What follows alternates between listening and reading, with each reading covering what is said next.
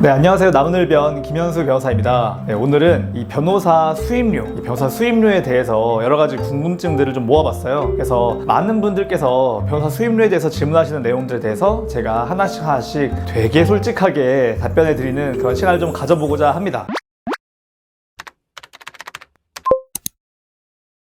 네, 상담 비용은 기본적으로 다 유료입니다. 이거는 무료 상담으로 인한 그런 이제 무책임한 그런 거를 방지하기 위해서라도 꼭 생각을 하셔야 돼요. 그러니까 입장을 바꿔보시면은 무료 상담 이런 거를 되게 많이 하면은 당연히 그 상담은 그 질 자체가 낮거나 아니면은 좀 부정확할 수 있어요. 왜냐면은 지금 무료로 상담을 해주고 있는 그런 것만큼 최대한 이거를 돈으로 바꾸기 위해서 유료화하기 위해서 엄청 겁을 주면서 지금 큰일 났으니까 빨리 변호사 선임해야 됩니다 라는 식으로 한다거나 아니면은 불필요한 소송을 만들 수도 있는 거거든요. 그렇기 때문에 상담은 유료가 맞고요. 그리고 저 같은 경우도 전화 상담 아니면 방문 상담 그렇게 비싸지는 않아요. 그렇게 비싸지는 않지만 돈을 받고 있습니다. 그래서 저 같은 경우에는 전화 상담의 경우에는 15분당 한 2만 원 정도, 그리고 방문 상담의 경우에는 30분당 한 7만 원 정도 그만큼 받고 있어요. 이전에는 좀 더 세게 받았었는데 아무래도 좀 문턱을 너무 좀 높일 필요가 없을 것 같아서 좀 낮춘 가격입니다.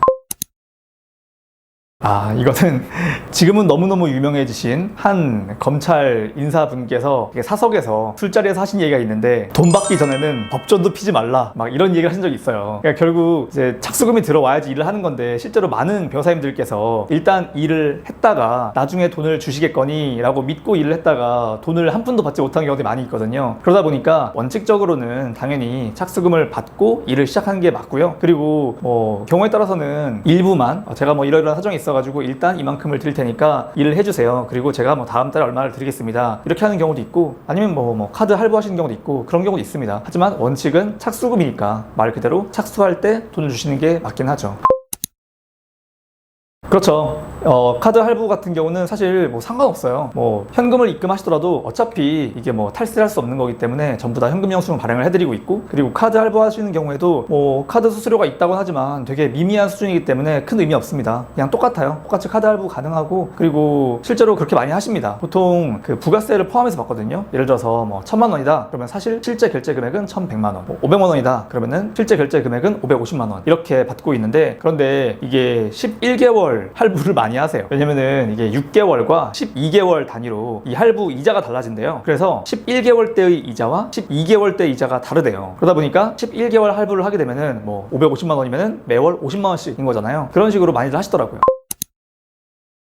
저 같은 경우는 스스로 제가 되게 합리적인 가격의 수임료를 받고 있다고 생각을 합니다. 왜냐면은 결국 이 변호사 보수 같은 경우는 인건비예요. 인건비가 거의 대부분인데, 근데 점점점 변호사가 되게 많아지고 있거든요. 제가 변호사가 처음 됐을 때만 하더라도 2만 명 정도였는데 지금은 3만 명이에요. 그러니까 50%가 늘어났어요. 변호사가 늘어난 만큼 경쟁이 치열해지면서 다들 되게 광고를 많이 하세요. 네이버나 구글에 그런 변호사 관련된 검색만 해보더라도 거기에 막 광고들이 엄청나죠? 근데 그런 광고들이 다 돈이거든요. 그게 진짜 비싸요. 네이버 광고, 구글 광고 이런 데에서 그냥 광고가 나오시는 분들은, 그런 변호사님들은 월 평균 1,000만 원 이상 광고비로 지출하고 있어요. 그러면은 그 광고비가 결국 다 변호사 수임료로 이어지는 거거든요. 매월 1,000만 원 이상의 그런 광고비를 쏟아붓는 만큼 나중에 상담이 들어오는 분들에게 비싸게 받을 수밖에 없어요. 근데 그거는 어떤 변호의 질이나 그 사건에 투입되는 변호사의 숫자나 이런 거랑 관계없이 그냥 광고 비용이에요. 홍보 비용. 그러니까 저 같은 경우는 이렇게 유튜브를 통해서 직접적으로 소통을 하려고 노력을 하고 있고, 별도로 네이버 광고, 구글 광고, 애드센스, 팝업 광고 이런 거 안 하고 있거든요. 그만큼 홍보 비용을 좀 아끼고 있다 보니까 굳이 이렇게 불필요하게 비싸게 받을 필요가 없어서 나름대로 합리적으로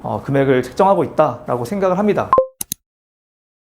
차이가 좀 있을 거예요. 왜냐면은 법률사무소, 법무법인, 사실 이거는 그냥 일반인 분들은 잘 모르실 텐데 영어로 하면은 법률사무소는 로 오피스고 그냥 사무실이고, 그리고 법무법인은 로 펌이에요. 회사예요. 이거는 규모랑 좀 관계가 있는데, 법률사무소는 대부분 그냥 혼자 하시는 거예요. 그냥 변호사님이 혼자서 직원 한두 명 데리고 혼자 하시는 거예요. 그러다 보니까 자연스럽게 여러 가지 비용이 좀 적게 들어가겠죠. 함께 일하는 변호사도 없고, 그리고 사무실도 작고, 그리고 그만큼 이 변호사님이 좀 규모가 있다거나 변호사나 큰 사건들은 맡을 수가 없어요. 혼자 하시니까. 그런데 법무법인, 로펌의 경우에는 많은 변호사들이 함께하고 있고 이제 주니어 변호사들, 월급 받는 업소 변호사들도 많고 그리고 팀을 이룰 수가 있고 이런 식이기 때문에 훨씬 더 큰 사건을 할 수가 있고 많은 인력이 투입이 가능합니다. 그러다 보니 자연스럽게 그만큼 이쪽이 좀 비싸지는 건 맞아요. 똑같은 사건이라고 하더라도 법무법인에서 하면은 조금 더 비용이 나갈 겁니다. 저희도 처음에는 법률사무소로 시작했지만 회사가 점점 커지고 변호사가 점점 늘어나면서 결국 법무법인화 된 경우예요.